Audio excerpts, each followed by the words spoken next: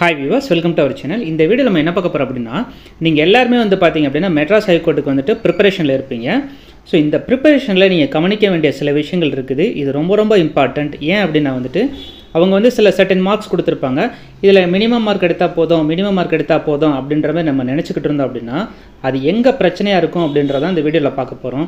அது மட்டும் இல்ல இந்த செலக்ஷன் process எப்படி இருக்கும்? அதாவது ஒவ்வொரு எக்ஸாம் இருக்குல ரிட்டன் எக்ஸாம்க்கும் அதுக்கு அப்புறம் வந்து பாத்தீங்கன்னா ஸ்கில் டெஸ்ட் அதுக்கு அப்புறம் வந்து பாத்தீங்கன்னா வாய்மொழி தேர்வு சோ இந்த இதெல்லாம் வந்துட்டு ரேஷியோ எப்படி கால்குலேட் பண்ண போறாங்க அப்படின்றதை கம்ப்ளீட்டா பார்க்க போறோம். சோ முதன்முறையா நம்ம சேனல்ல வீடியோ பார்க்கறவங்க இருந்தா மறக்காம நம்ம சேனலை சப்ஸ்கிரைப் பண்ணி வச்சிட்டு இந்த வீடியோ கன்டினியூ பண்ணுங்க. அது மட்டும் இல்ல இந்த வீடியோ நீங்க ஸ்கிப் பண்ணாம பாருங்க. டெஃபினட்டா வந்து உங்களுக்கு பெனிஃபிட்டா இருக்கும். வாங்க வீடியோக்குள்ள போலாம். ஃபர்ஸ்ட் வந்து பாத்தீங்கன்னா office assistant posting selection process எப்படி இருக்கும் அப்படின்ற மாதிரி ஒரு சாம்பிள் எடுத்துருக்கோம். சோ இதுதான் வந்து இந்த வீடியோக்கு எக்ஸாம்பிள். இதில் வந்து செலெக்ஷன் ரேஷியோ என்னவா இருக்கும் அப்படின்றதையும் பார்க்க போகிறோம். ஃபர்ஸ்ட் பார்த்தீங்கன்னா எழுத்து தேர்வு இருக்கும், அதாவது ரிட்டன் எக்ஸாம். அதுக்கப்புறம் வந்து பார்த்திங்கன்னா செய்முறை தேர்வு இருக்கும், ஸ்கில் டெஸ்ட்டு இல்லை ப்ராக்டிக்கல் டெஸ்ட் கூட சொல்லலாம். அதுக்கப்புறம் வாய்மொழி தேர்வு, இது வந்து பார்த்திங்கன்னா வைவா வாய்ஸாக இருக்கும். அடுத்து ஃபைனல் செலெக்ஷன் லிஸ்ட்டு எப்படி ப்ரிப்பேர் பண்ண போகிறாங்க அப்படின்றதான் பார்க்க போகிறோம். ஸோ ஃபஸ்ட் வந்து பார்த்திங்கன்னா எழுத்து தேர்வு. இது உங்கள் எல்லாருக்குமே தெரியும். இது வந்து அப்ஜெக்டிவ் டைப் கொஷின்ஸாக தான் இருக்கும் கட்டாயமாக. அதில் எந்த ஒரு பிரச்சனையும் கிடையாது. தமிழில் இருக்கும். பார்ட் பியில் கேட்கக்கூடிய கொஷின்ஸ்லாம் வந்து பார்த்திங்கன்னா அப்படின்னா நமக்கு 2 லாங்குவேஜில் இருக்கும், தமிழில் இருக்கும், இங்கிலீஷில் இருக்கும். ஸோ அதனால் நீங்கள் பயப்பட தேவையில்லை. அதுக்கப்புறம் இந்த எக்ஸாம் வந்து பார்த்திங்கன்னா நீங்கள் OMR ஷீட்டில் தான் எழுத போகிறீங்க. 100 மார்க்ஸ்க்கு எழுதுவீங்க. இதில் நீங்கள் முக்கியமாக தெரிஞ்சிக்க வேண்டியது என்ன அப்படின்னு பார்த்தீங்கன்னா மினிமம் மார்க் வந்து இந்த பார்ட் ஏல வந்து 20 மார்க் நீங்கள் எடுத்துருக்கணும். அதாவது 50 கொஷின்ஸ், அதாவது 50 மார்க் இருக்கும். அதில் நீங்கள் மினிமம் டெஃபினட்டாக வந்து 20 மார்க் எடுத்துருக்கணும். அப்படி இருந்தால் மட்டும்தான் உங்களுடைய பார்ட் பி வந்து திருத்தவே செய்வாங்க. இல்லைனா பார்ட் பியை திருத்தவே மாட்டாங்க. நல்லா தெரிஞ்சுக்கோங்க. நீங்கள் பார்ட் ஏல செலக்ட் ஆனால் மட்டும்தான் நீங்கள் பார்ட் பியில் என்ன எழுதிருக்கீங்கன்றதே பார்ப்பாங்க. ஸோ அதனால் பார்ட் ஏ தமிழ் ரொம்ப முக்கியம். ஸோ நீங்கள் 20 மார்க்ஸ் மினிமம் எடுத்துருக்கணும்.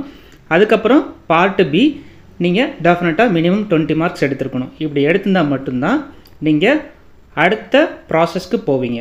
ஸோ இந்த அடுத்த ப்ராசஸ் எப்படி இருக்கும் அப்படின்னு பார்த்தீங்க அப்படின்னா செலெக்ஷன் ரேஷியோ என்ன இருக்குன்னா 1:5 ரேஷியோவில் வந்துட்டு இந்த ரிட்டன் டெஸ்ட்லேருந்து பிக் பண்ணுவாங்க. ஸோ உங்களுக்கு நல்லா புரிஞ்சிருக்கும்.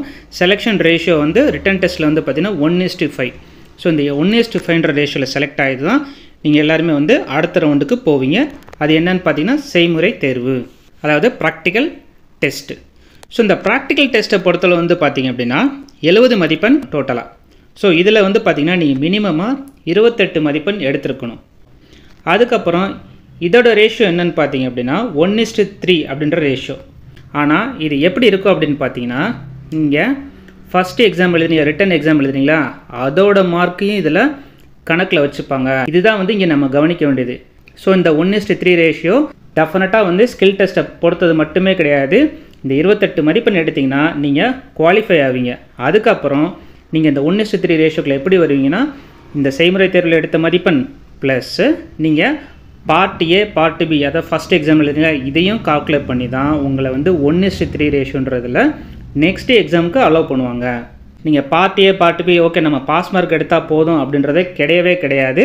அதனால் நீங்கள் நெக்ஸ்ட் ரவுண்டு போகணும் அப்படின்னா நீங்கள் ப்ரீவியஸ் ரவுண்டில், அதாவது ஃபஸ்ட் ரவுண்டு செகண்ட் ரவுண்ட்லாம் வந்து நீங்கள் நல்லா ஸ்கோர் பண்ணியிருக்கணும். அப்படின்னா அதை மட்டும்தான் நீங்கள் நெக்ஸ்ட் ரவுண்டில் போகிறப்ப ஈஸியாக குவாலிஃபை ஆக முடியும். அடுத்து வந்து பார்த்திங்கன்னா வாய்மொழி தேர்வு. இது வந்து வைவா வாய்ஸ். இதில் வந்து பார்த்திங்கன்னா மொத்தம் டோட்டலாக 30 மதிப்பெண் இருக்கும். இதுக்கு வந்து நீங்கள் மினிமமாக 12 மதிப்பெண் எடுத்துருக்கணும்.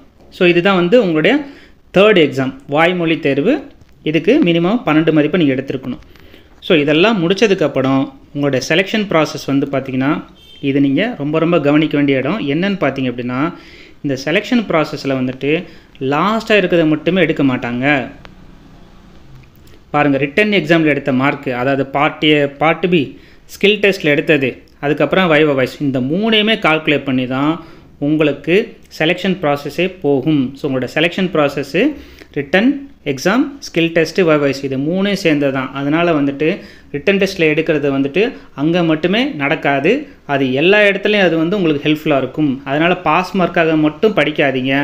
கட்டாயமாக ஒரு நல்ல ஸ்கோர் எடுத்து எய்ம் பண்ணி படிச்சிங்கன்னா நீங்கள் வந்து ரிட்டன் எக்ஸாமில் இருந்துட்டு அதுக்கப்புறம் வந்து பார்த்தீங்கன்னா ஸ்கில் டெஸ்ட் வருவீங்க. ஸ்கில் டெஸ்ட்டும் நல்லா பண்ணிங்க அப்படின்னா வைவா வாய்ஸ்க்கு அசால்ட்டாக வந்துடலாம். வைவா வாய்ஸ் நீங்கள் பண்ணிங்கன்னா உங்களுக்கு செலெக்ஷனில் எந்த ஒரு பிரச்சனையும் இருக்காது. ஏன்னா இந்த செலெக்ஷன் ப்ராசஸை வந்து 3ஐயும் சேர்த்து தான் கால்குலேட் பண்ணுறாங்க. இதை நீங்கள் கட்டாயம் தெரிஞ்சுக்கணும். ஸோ அதுக்காக தான் இந்த ஒரு வீடியோ ஸ்பெஷலாக மேக் பண்ணியிருக்கோம். இந்த வீடியோவில் உங்களுக்கு வேறு எதுவும் டவுட் இருந்தால் மறக்காமல் கீழே இருக்கிற கமெண்ட் பாக்ஸில் மென்ஷன் பண்ணுங்கள். அது மட்டும் இல்லை, இந்த மெட்ராஸ் ஹைகோர்ட் நடக்கக்கூடிய எல்லா போஸ்டிங்க்கும் உதாரணம் வந்து பார்த்திங்கன்னா office assistant, senior பெயிலிஃப், junior பெயிலிஃப், examiner, reader, process writer, அதுக்கு பார்த்திங்கன்னா வாட்ச்மேன், கிளீனர், டிரைவர், இந்த மாதிரி எல்லா போஸ்டிங்க்கும் நம்மக்கிட்ட ஸ்டடி மெட்டீரியல் அவைலபிளாக இருக்குது. ஸோ வேணுன்றவங்க கீழே இருக்கிற வாட்ஸ்அப் நம்பரை காண்டாக்ட் பண்ணுங்கள். டெஃபினட்டாக உங்களுக்கு குவாலிட்டியான ஸ்டடி மெட்டீரியல் கிடைக்கும். இந்த வீடியோ உங்களுக்கு பிடிச்சிருந்துச்சுன்னா மறக்காமல் இந்த வீடியோக்கு ஒரு லைக் பட்டனை கிளிக் பண்ணி விட்ருங்க. மீண்டும் மற்றொரு காணொளியில் சந்திப்போம். தேங்க்யூ.